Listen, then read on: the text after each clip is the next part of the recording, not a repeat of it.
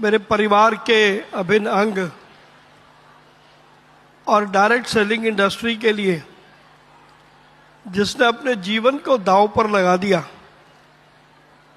ऐसे श्री संजीव भाई, आपको मैं प्रणाम करता हूं, आपका अभिनंदन करता हूं।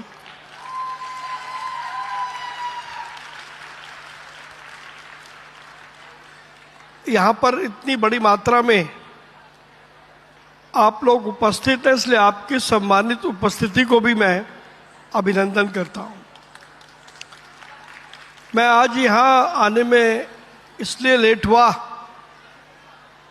कि आज देश के यशस्वी प्रधानमंत्री श्री नरेंद्र मोदी जी मेरी लोकसभा में थे सुबह, और आज उन्होंने दिल्ली को 18,500 करोड़ रुपए की रिंग मेट्रो पहली दिल्ली के अंदर, उसकी आज शुरुआत उन्होंने मेरी चांदनी चौक की लोकसभा से की है। और क्योंकि वो माननीय प्रधानमंत्री जी का कार्यक्रम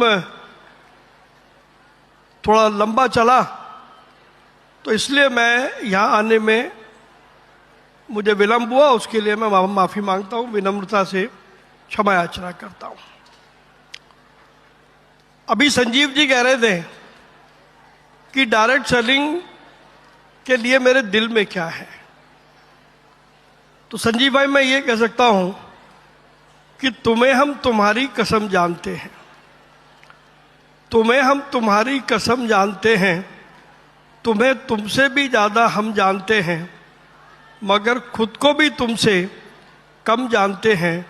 है किसको किससे कितनी मोहब्बत, न तुम जानते हो न हम जानते हैं, न तुम जानते हो न हम जानते हैं। तो ये डायरेक्ट सेलिंग का जो कॉन्सेप्ट है, मुझे इस डायरेक्ट सेलिंग के कॉन्सेप्ट से जोड़ा आज से 15 साल पहले रजत बनर्जी ने। तो जो आम लोगों के मन में धारणा थी कि डायरेक्ट सेलिंग क्या है, डायरेक्ट सेलिंग तो मनी लॉन्ड्रिंग करते हैं, ये पॉन्जी स्कीम है, मल्टी लेवल मार्केटिंग है, और कुछ धब्बे लगे हुए थे डायरेक्ट सेलिंग ट्रेड पर।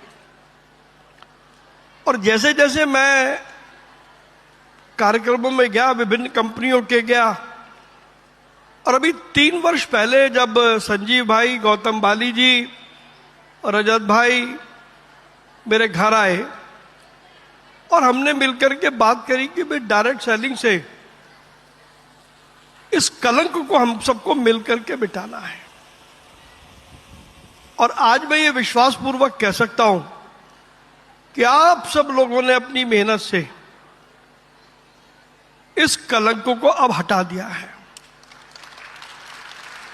अब डायरेक्ट सेलिंग अन्य व्यापार की तरह एक व्यापार की गणना सरकार उसको करती है, पहले नहीं करती थी। और जब सरकार ने करना शुरू किया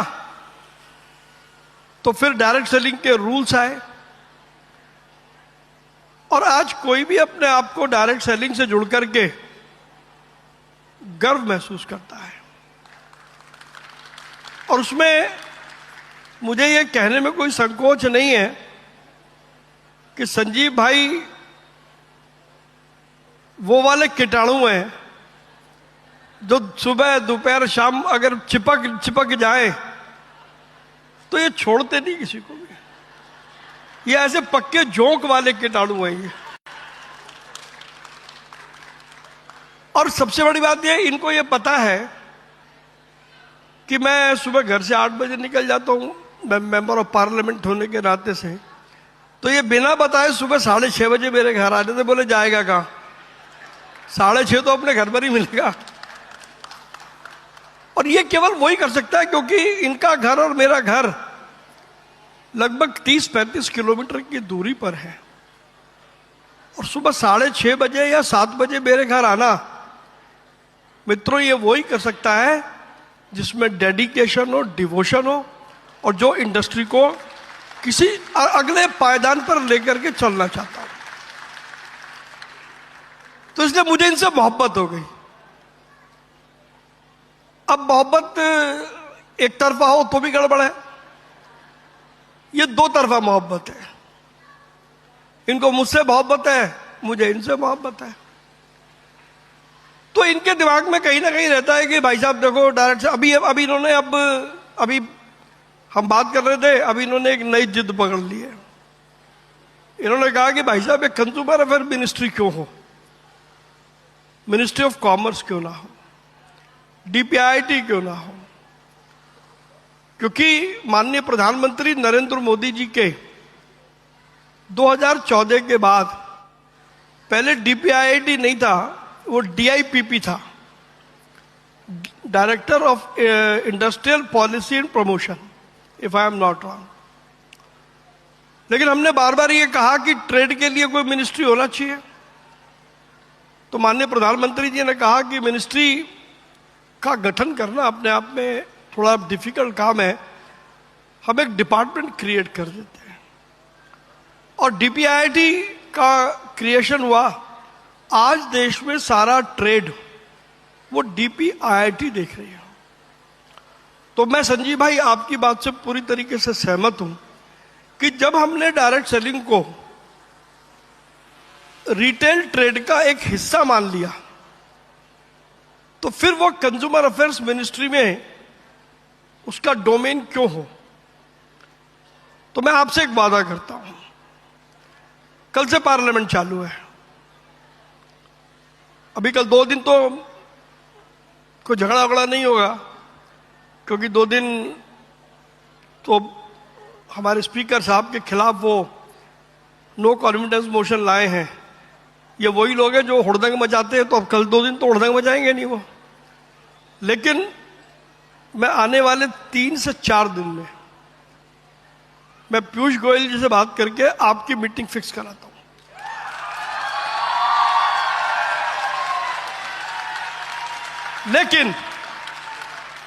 लेकिन आप मेरे काम करने के तरीके को जानते हो। आपके पास 48 घंटे का समय है। 48 घंटे में आप एक थीम पेपर बना करके दो कि वो लॉजिकल रीजंस क्या है जिसके कारण से डायरेक्ट सेलिंग को कंज्यूमर अफेयर्स से निकाल करके डीपीआईटी के अंतर्गत लाया जाए। क्योंकि हम सब जानते हैं, पहले मैं सरकार के बाहर था। बैठ जाओ यार, तुम बैठते हो तो मुझे इन्फीरियरिटी कॉम्प्लेक्स हो जाता है। देखिए, जब मैं सरकार के बाहर था ना, जब मैं एमपी नहीं था, तो मेरे लिए बड़ा आसान था, मेरी बहुत ताकत थी। लेकिन अब मैं एमपी बन गया तो मेरी ताकत कम हो गई। ताकत इसलिए कम हो गई कि मुझे अब मर्यादाओं में रहना पड़ता है। मैं मर्यादा में पहले भी था ऐसा नहीं मैं पहले मर्यादा से बाहर था, लेकिन पहले मैं जाकर के किसी भी अफसर को यूं डांट देता था। पावर पोजीशन बढ़ गई। पावर इस मामले में कम हो गई कि अगर मुझे किसी को कहना है तो मुझे सभ्य भाषा में कहना पड़ता है। और जानते हैं कि सरकारी बाबुओं से काम लेना बड़ा मुश्किल काम है। तो अगर हम एक ट्रेड को दूसरे मिनिस्ट्री में लाएंगे तो उसके लिए लॉजिकल रीजंस हैं, और उसका निर्णय यूनियन कैबिनेट को करना होता है। तो कैबिनेट को चेयर करते हैं माननीय प्रधानमंत्री जी। अब हम जब पीयूष जी से बात कहेंगे तो हमें उनको वो सारे लॉजिकल रीजन देने पड़ेंगे कि why it needs a transformation from consumer affairs to ministry of commerce and industry. So therefore we need to have logical reasons for that. और जब हम लॉजिकल रीजन देंगे तो हम उसमें इसका मार्केट साइज बताएं, इसमें जो एम्प्लॉयमेंट जनरेशन है वो बताएं। जितना सेल्फ एम्प्लॉयमेंट का काम देश में डायरेक्ट सेलिंग करता है, दूसरी कोई वर्टिकल नहीं है जो सेल्फ एम्प्लॉयमेंट का काम करता है। तो हमको अपने डायरेक्ट सेलर होने पर गर्व होना चाहिए। We are contributing to national economy. अभी हमारे दोनों आदरणीय मंत्रीगण इस बात को कह रहे थे। और अभी 24-25 हजार करोड़ की इंडस्ट्री है, हम 1 लाख करोड़ की कैसे करें, हमें उस पर बातचीत करनी चाहिए। और ये 1 लाख करोड़ का टारगेट कोई बड़ा टारगेट नहीं है। 140 करोड़ का देश है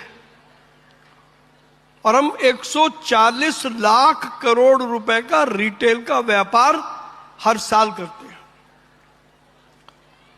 और हमारे लिए ये संतोष की बात है कि वर्तमान प्रधानमंत्री माननीय नरेंद्र मोदी जी अब उस मिशन पर लग गए हैं कि छोटों को बड़ा कैसे बनाया जाए।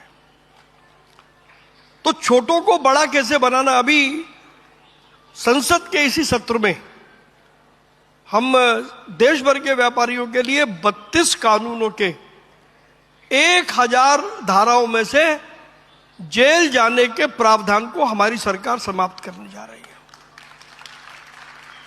तो ईज ऑफ डूइंग बिजनेस और ईज ऑफ लिविंग, ये 2 बेसिक फंडामेंटल हैं। तो मुझे पूरी उम्मीद है कि ये अब राइट समय है संजीव भाई। अगर हमने आपने मिलकर मेहनत कर ली तो जब आप अगले साल इसको करेंगे तो आप यहां पर खड़े होकर के कहेंगे कि मैं आपको गर्व से बताता हूं, अब हम DPIIT के अंडर हैं, कंज्यूमर अफेयर्स के अंडर हैं। थोड़ी मेहनत करनी पड़ेगी और मेहनत में संजीव भाई का कोई मुकाबला नहीं है। जो आदमी अपनी नींद का त्याग कर ले और सुबह 6:30 बजे मेरे घर पहुंच जाए तो वो फिर मजबूत इरादों वाला आदमी है कि नहीं है? अगर है तो जोरदार ताली बजाओ एक बार संजीव भाई के लिए।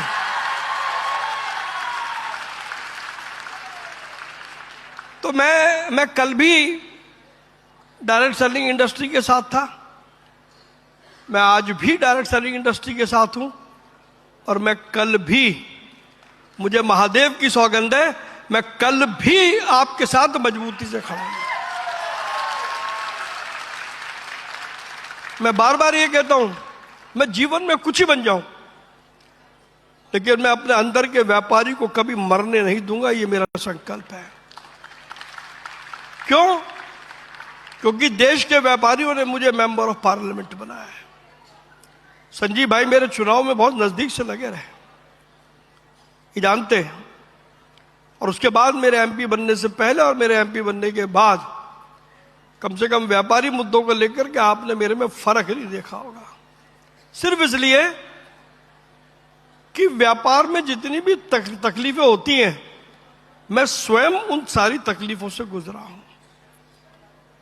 आज जिस कार्यक्रम में माननीय प्रधानमंत्री जी थे, उन्होंने कहा कि 15 अगस्त 2023 को उन्होंने यह आह्वान किया था कि देश में 3 करोड़ लखपति दीदी बनाएंगे। उन्होंने आज घोषणा करी, कल आप अखबार में पढ़ लोगे या अभी आप ट्विटर या फेसबुक पे देख लेंगे कि हमारी सरकार ने 3 करोड़ का लक्ष्य पार कर दिया और आज प्रधानमंत्री जी ने फिर 3 करोड़ लखपति दीदी बनाने का आज घोषणा दोबारा कर दी। और हमने इतने दिनों में जो डायरेक्ट सेलिंग के अंदर काम किया, मैं चाहता हूं कि 3 करोड़ जो लखपति दीदी का लक्ष्य आज प्रधानमंत्री जी ने रखा है, डायरेक्ट सेलिंग में आने वाले 2 वर्ष के अंदर हम कम से कम देश में 10 लाख महिलाओं को लखपति दीदी बनाए। और अगर हमने ये कर दिया, जो कि बहुत बड़ा टारगेट नहीं है, यहां बहुत सारी कंपनियों के लोग बैठे हैं, तो सब मिलकर के काम करें। तो ये मेरा अनुरोध है। माननीय प्रधानमंत्री जी ने एक बात और कही है जो डायरेक्ट सेलिंग इंडस्ट्री के बहुत फायदे में है। प्रधानमंत्री जी ने यह आह्वान किया कि भारत में बना सामान खरीदो और भारत में ही बना सामान बेचो। और जब प्रधानमंत्री जी ने यह अपील की तो वो दिवाली से लगभग 1-1.5 महीना पहले उन्होंने करी थी। और आपको जानकर के ताज्जुब होगा, इस बार दिवाली पर हमने केवल हिंदुस्तानी वस्तुओं का 6.5 लाख करोड़ रुपए का रिकॉर्ड कारोबार किया, रिकॉर्ड कारोबार।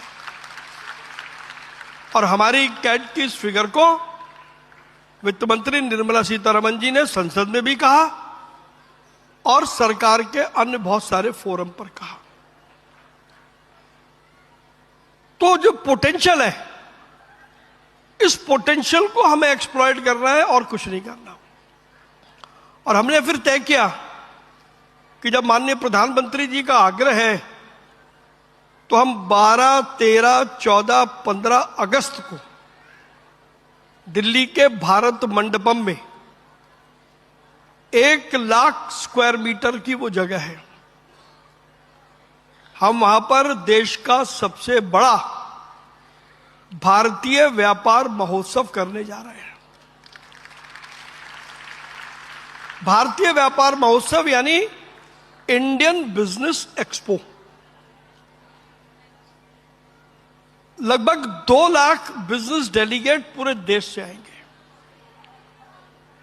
10 लाख विजिटर B2C होंगे और पूरे देश से लगभग 2000 से अधिक लोग अपना स्टॉल लगाएंगे, जिसमें महिलाओं की संख्या बहुत है। तो मैं डायरेक्ट सेलिंग की हर कंपनी से निवेदन करने आया हूं कि यह मौका है, क्यों ना वहां पर आप संजीव भाई, आपके नेतृत्व में जितनी भी कंपनियां यहां पर बैठी हैं, क्यों ना डायरेक्ट सेलिंग का एक अलग से आप पेवेलियन बनाए वहां पर, और सभी कंपनियों को फेयर अपॉर्चुनिटी मिले। जब 2 लाख बिजनेस डेलीगेट आएंगे तो वो व्यापार की तलाश में आ रहे हैं। हम सुबह 10 से लेकर के शाम के 4 बजे तक केवल मात्र B2B होगा और 4 बजे से लेकर के 8 बजे तक B2C होगा और 8 बजे से लेकर 11 बजे तक कहीं आपको कैलाश खेर नाचते हुए दिखाई देंगे, कहीं शिवानी कश्यप दिखाई देगी, कहीं करण औजला दिखाई देगा। तो ये 4 दिन का बिजनेस फेस्टिवल है, बहुत बड़ी जिम्मेदारी है। मैं चाहता हूं कि इस जिम्मेदारी का कुछ पार्ट अगर डायरेक्ट सेलिंग उठा ले, अगर नहीं उठाना ही पड़ेगा, इनकी मजबूरी है। तो हम एक वो इकोसिस्टम बिल्ड कर रहे हैं। आपको जानकर के ताज्जुब होगा कि हमारे देश ने क्या प्रगति करी है। कल रात हमने एक कार्यक्रम किया, संजीव भाई और रजत बैनर्जी दोनों उसमें मौजूद थे। हमने 60 देशों के एम्बेसडर्स और हाई कमिश्नर्स को कल बुलाया था, कल शाम को। वो लगभग 100 लोग, 100-125 लोग थे। वो एक के साथ 2 फ्री आते हैं ना ये एम्बेसी में, तो 1+2 वाले आए थे, 100-125 लोग थे। और एक के साथ जो हमने इंटरेक्शन किया तो 40 से ज्यादा कंट्रीज के डेलीगेशन भी इसमें पार्ट लेने के लिए आ रहे हैं। 40 से ज्यादा। देश का अब तक का सबसे बड़ा बिजनेस एक्सपो ये होगा। तो मैं ये निवेदन आपसे कर रहा हूं, भारत बहुत तेजी के साथ आगे बढ़ रहा है, उसमें और बहुत सारे होंगे। ग्लोबल इन्वेस्टर्स आ रहे हैं, इंडियन इन्वेस्टर्स आ रहे हैं। पोर्टर हमारा एक स्पॉन्सरर है, श्रीराम फाइनेंस हमारा एक स्पॉन्सरर है। ऐसे स्पॉन्सरर्स की एक लंबी लाइन है, हर वर्टिकल के बहुत सारे स्पॉन्सरर्स हैं। और केवल एमएसएमई सेक्टर के लिए, अगर मैं चाहता तो मैं किसी भी एक देश की किसी एक बड़ी कंपनी को बोलता कि 80, 90, 100 करोड़ का प्रोजेक्ट है, हम लिख देंगे एक्स प्रेजेंट्स, तो कोई भी तैयार हो जाता। हमने कहा नहीं, ये एमएसएमई सेक्टर को हमें मजबूत करना है, क्योंकि प्रधानमंत्री जी का मानना है कि देश में 3500, 4000 रीजनल ब्रांड है। कोई डिस्ट्रिक्ट लेवल का है, कोई स्टेट लेवल का है। तो इनको बड़ा ब्रांड कैसे बनाया जाए, यह हमारा उद्देश्य है। मैं अभी कुछ दिन पहले रक्षा मंत्री राजनाथ सिंह जी को मिलने गया। मैंने उनसे कहा कि मुझे मेरी एग्जीबिशन के लिए आपका ब्रह्मोस चाहिए। ब्रह्मोस मिसाइल हमारी स्वदेशी है।